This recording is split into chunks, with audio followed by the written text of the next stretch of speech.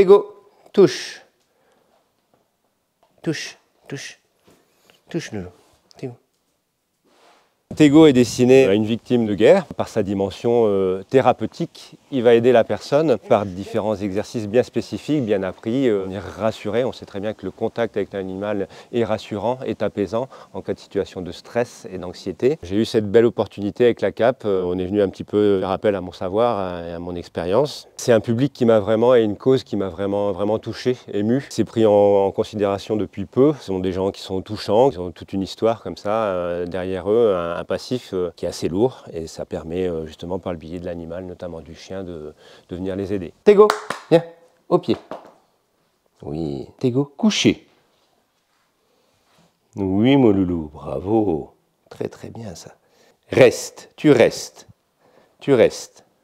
Alors Tego, c'est un vrai golden. Alors pour le coup, c'est un chien qui effectivement est très sympa, très sociable. C'est un chien qui est disponible. Et s'il peut ne rien faire et être au chaud au coin du feu, bah, ça lui plaît bien aussi. Avec le bénéficiaire, bah, ça va se passer en plusieurs étapes. C'est-à-dire que d'abord, on va chercher à créer un vrai relationnel entre la personne et le chien. On va lui apprendre aussi le mode de fonctionnement du chien, comment communiquer et bien communiquer avec le chien, pour aller après progressivement vers des exercices qui seront nécessaires à sa situation de chien de soutien post-traumatique. Et ensuite, on va aller progressivement vers des mises en situation réelles, tout en évitant la surexposition qui serait pas bénéfique pour le coup. Il y a vraiment cette idée d'intégrer aussi progressivement le chien dans la famille s'il y a famille. Et puis, ce transfert affectif se fait parce que moi, je vais venir demander par exemple quelque chose au chien, la personne va le faire en écho, c'est la personne qui va récompenser et plus moi. Et tout ça, on va nous faire glisser progressivement vers une forme de transfert de pouvoir et affectif.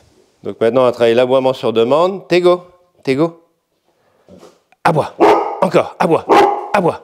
Encore. Donc maintenant, on va aborder le rapport utilitaire en sachant que le rapport utilitaire, ça va passer par plusieurs étapes et notamment déjà l'apprentissage de prendre en bouche, en gueule, un objet. Avec des niveaux de difficulté différents, sachant que l'aspect métallique, ça peut être plus compliqué pour un chien, et là notamment c'est le cas, et ensuite le chien apprendra à descendre pour aller le chercher au sol. Mais pour l'instant, c'est de main à gueule. Prends. L'objectif, c'est qu'il ne le lâche pas, et donne. Oui, on peut aller vers un autre rapport utilitaire, le téléphone, le fameux téléphone. Tego, prends. Garde bien en gueule tant que je ne lui demande pas, et oui, super mon chouchou.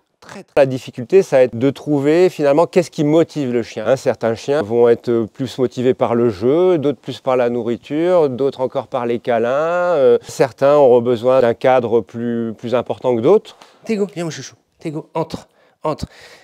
Voilà. Et cet exercice est très apprécié par les utilisateurs parce que ça apporte vraiment un côté rassurant avec une vraie présence du chien et un vrai contact pour le coup. Et on peut aussi éventuellement se déplacer. Tego. Encore.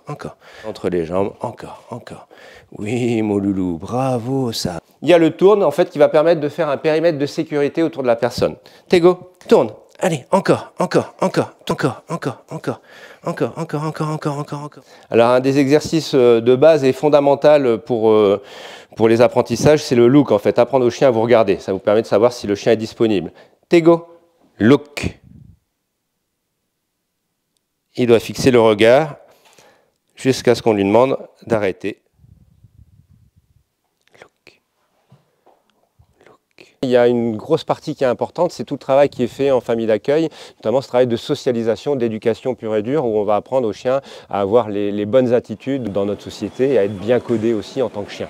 Évidemment, quand le chien est remis, on a toujours un petit pincement parce que pour bien éduquer un chien, pour bien le former, il faut que ça passe par un lien d'attachement. Je ne conçois pas les choses autrement parce que lui a besoin de ça aussi pour se donner. C'est vraiment important. Mais je me dis aussi que finalement, ce chien, je l'ai eu en passage à la maison, je l'ai formé, je l'ai aimé, mais pour qu'il rende service à une personne, pour qu'il vive sa vie et pas pour l'avoir pour moi, quoi. La grande récompense, c'est de voir qu'il va rendre service à quelqu'un, rendre heureux quelqu'un et lui être heureux aussi finalement dans sa future vie, quoi. Et ma grande récompense, c'est de pouvoir partir de chez la personne et voir le chien qui a envie de rester avec cette personne finalement. Et là, je crois que j'ai réussi mon job.